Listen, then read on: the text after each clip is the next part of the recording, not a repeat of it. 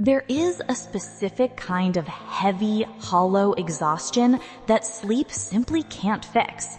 It isn't physical tiredness, though your body certainly feels it. It is a spiritual fatigue born from a lifetime of holding your breath, waiting for the other shoe to drop. Let me ask you something simple. When you walk into a room, a dinner party, a business meeting, even a family gathering, do you immediately, almost instinctively, scan the emotional temperature of the people there? Do you find yourself managing the moods of others before you've even taken off your coat? If you do, it's likely because you didn't learn this skill in a management seminar. You learned it when you were 6 years old. Think back, just for a moment. There should have been a time in your life when your only responsibility was to be small, to be messy, to be inconsistent, to scrape your knee and have someone else fix it. But for you, that timeline was interrupted. While other children were learning how to play, you were learning how to survive. You were learning that love looked a lot less like being held and a lot more like being useful. And here is the gentle, difficult truth we need to face tonight. You are incredibly good at handling crises. You are the rock. You are the reliable one. But this competence, it is not just a personality trait. It is a scar. The tragedy is not that you failed to grow up. The tragedy is that you succeeded too well, too soon. The very mechanism that allowed you to survive your childhood environment, that hyper-capability, that stoicism, is the exact thing that is suffocating you now. You built a fortress to protect yourself, but now you cannot find the door to let anyone else in. To understand why you feel this way, we have to look beyond the surface level of stress and look at the architecture of your history. In clinical psychology, what you experienced is known as parentification. This isn't just about doing extra chores. Parentification is a profound role reversal, where a child is obliged to act as a parent to their own parent. It is a violation of the natural hierarchy of care. Imagine a small sapling being forced to hold up the weight of a falling oak tree. The sapling doesn't break, it adapts. It grows thick, knotted, and rigid to support the weight. But in doing so, it loses its ability to sway in the wind. It loses its softness. This usually happens in two ways. There is instrumental parentification, where you became the physical manager of the house, paying bills, cooking meals, raising your siblings because the adults were absent or incapable. But more insidious is emotional parentification. This is where you became the therapist, the mediator, or the confidant to a parent. You became the vessel for their anxieties, their secrets, and their unmanaged emotions. This creates a fundamental rewiring of your nervous system known as chronic hyper-vigilance. Because the adults in your world were unpredictable or fragile, your developing brain learned that safety was not a guarantee. It was a project you had to manage. You learned to read micro-expressions, to anticipate outbursts, to smooth over conflicts before they started. Neurobiologically, your amygdala, the brain's threat detection center, was set to a permanent on position. You are quite literally wired to prioritize the needs of others over your own internal state, because once upon a time, missing a cue meant danger. This leads us to a concept developed by the psychoanalyst Donald Winnicott called the false self. To survive, you had to suppress your true, needy, vulnerable child self and construct a false self, a competent, emotionless avatar that could handle the burden. The problem is, 30 or 40 years later, you are still operating from that false self. You are successful, you are capable, you are the one everyone calls, but you feel like an imposter in your own life.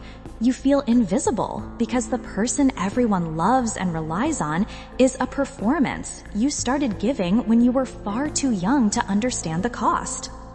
The cost of this survival strategy is not just fatigue, it is a profound disconnection from the self.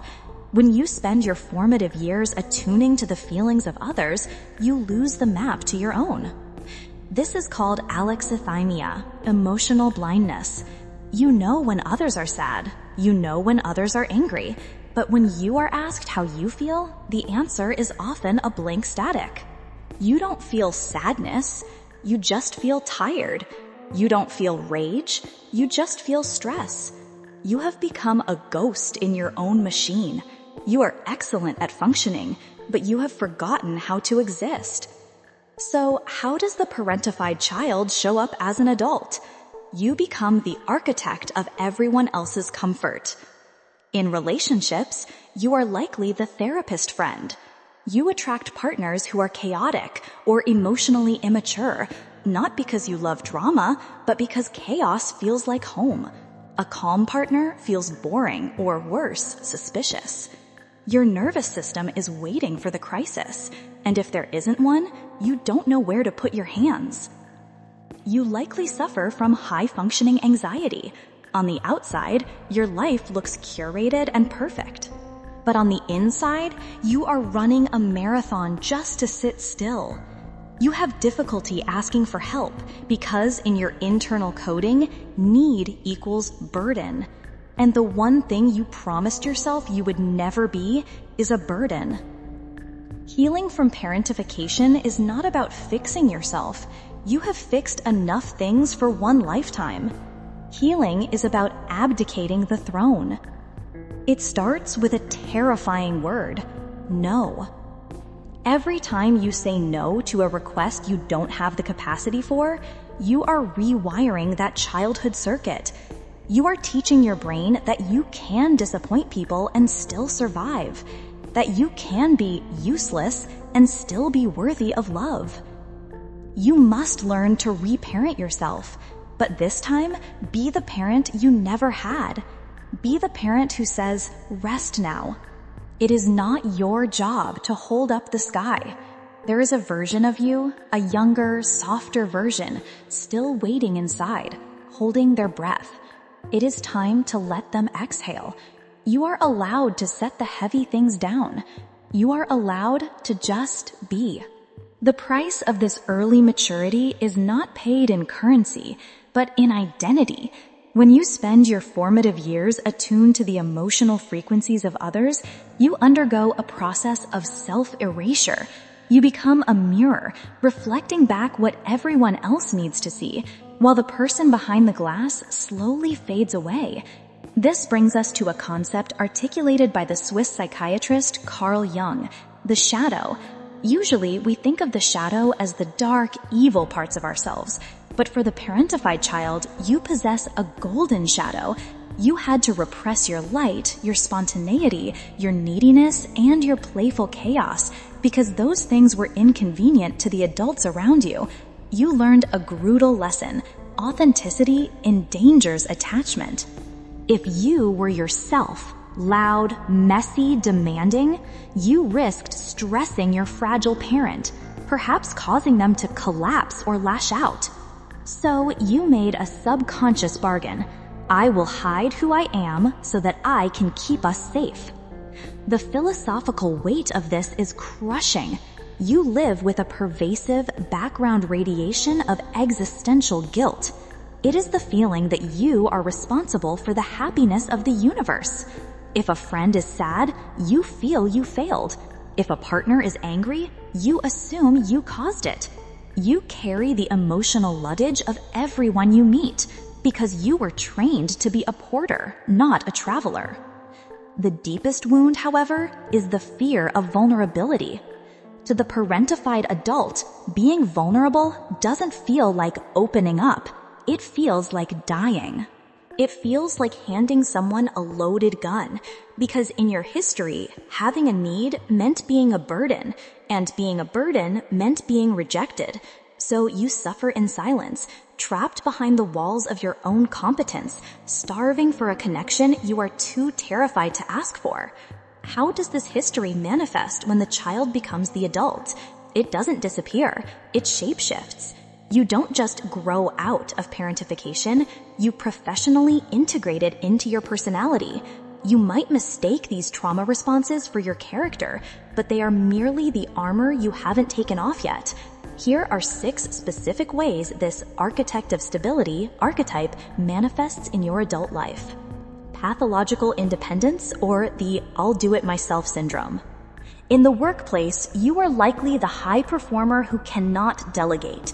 You view asking for help as an admission of failure. You hoard responsibility because deep down you trust no one else to do it right. You are terrified of owing anyone anything, so you ensure you remain the creditor in every interaction.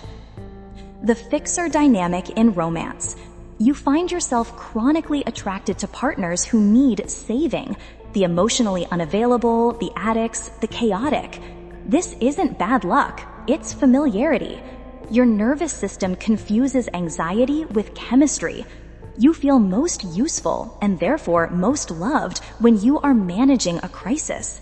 A stable, boring partner often feels suspicious or flat to you because there is no disaster to avert. Productivity dysmorphia and the inability to rest.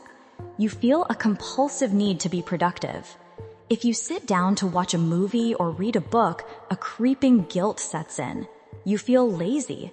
This is because your worth was tied to your utility. To the parentified brain, resting looks dangerously like neglect. You only feel safe when you are working. Porous boundaries with authority figures. Because you are trained to anticipate the needs of authority figures, you likely have weak boundaries with bosses. You say yes to overtime, yes to the extra project, and yes to emotional dumping from superiors. You absorb the stress of the organization, acting as a shock absorber for the office culture, leading to inevitable burnout. Alexithymia, or emotional numbness. You are an expert at describing what happened or what you think, but you struggle to identify what you feel. If asked, how does that make you feel? You might answer with a thought, I feel like it was unfair. You have disconnected from your somatic sensations because feeling your own pain would have been too overwhelming as a child. The therapist friend trap. In your social circle, you are the listener. Friends call you when they are in crisis, but they rarely ask how you are. And if they do, you deflect with, I'm fine. You have cultivated one-sided relationships where you provide the support and they provide the drama. You are lonely in a room full of people because they know your function, but they don't know you.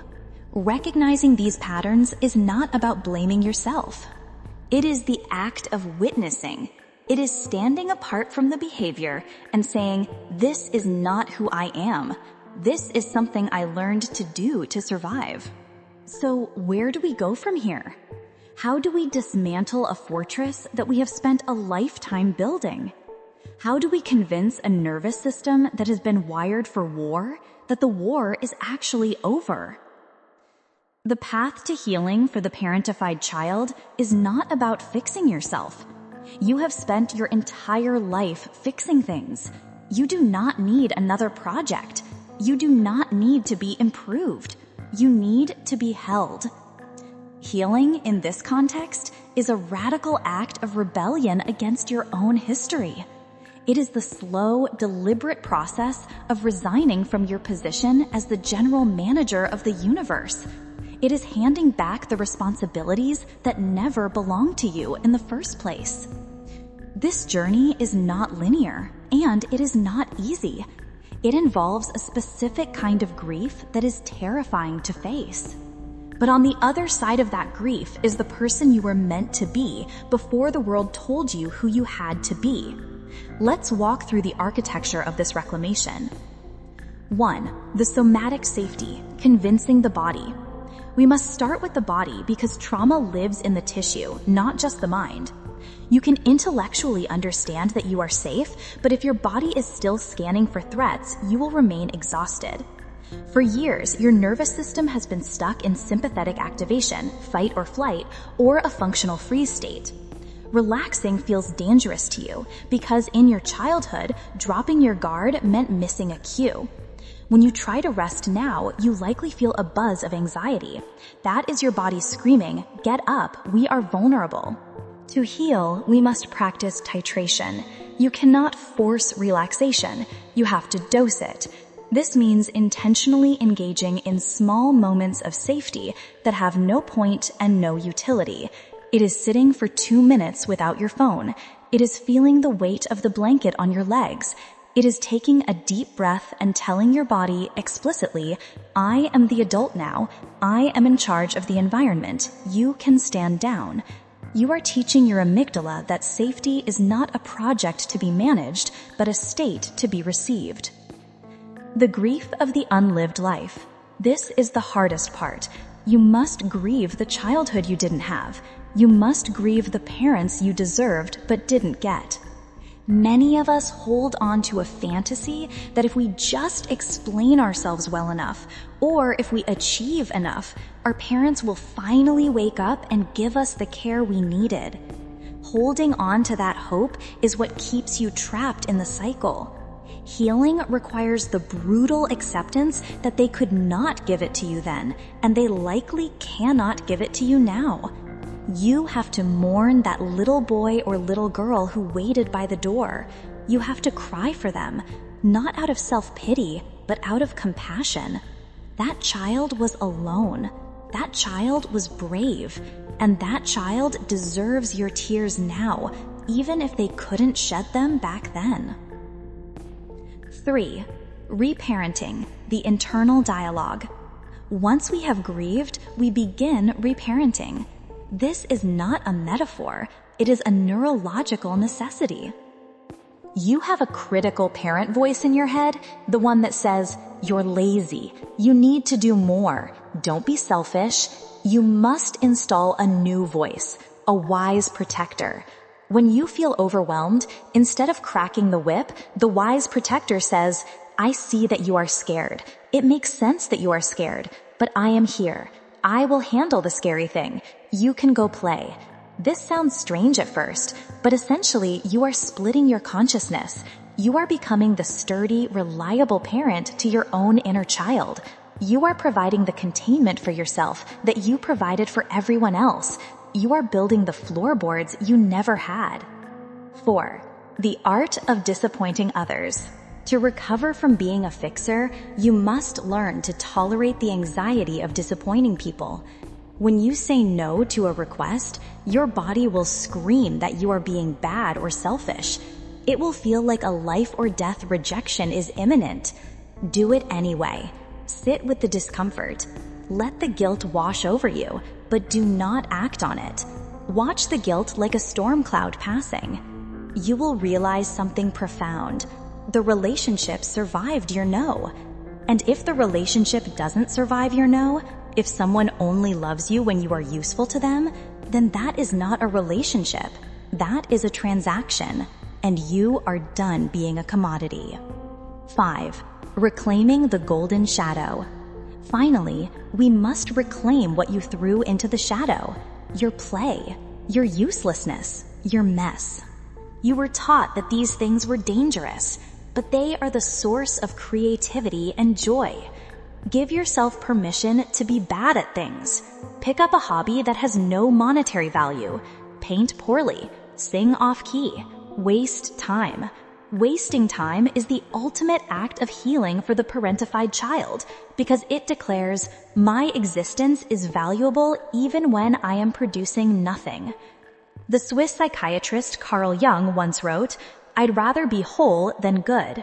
For your entire life, you have strived to be good. You have been the good child, the good employee, the good partner. You have sliced off parts of your soul to fit into the jagged edges of other people's needs. You have been a masterpiece of architecture, supporting the weight of the sky. But you were never meant to be a pillar. You were meant to be a person. The journey home to yourself is about taking off the armor. It is about realizing that the war is over. The people who needed saving are either saved or they cannot be saved. But either way, the watch is ended. You are allowed to resign. You are allowed to not know the answer. You are allowed to be tired. You are allowed to let the plate drop and watch it shatter and realize the world did not end. If this video resonated with that quiet, exhausted part of you, I hope you'll consider subscribing and joining us here. We are building a library of understanding for those who have carried too much for too long.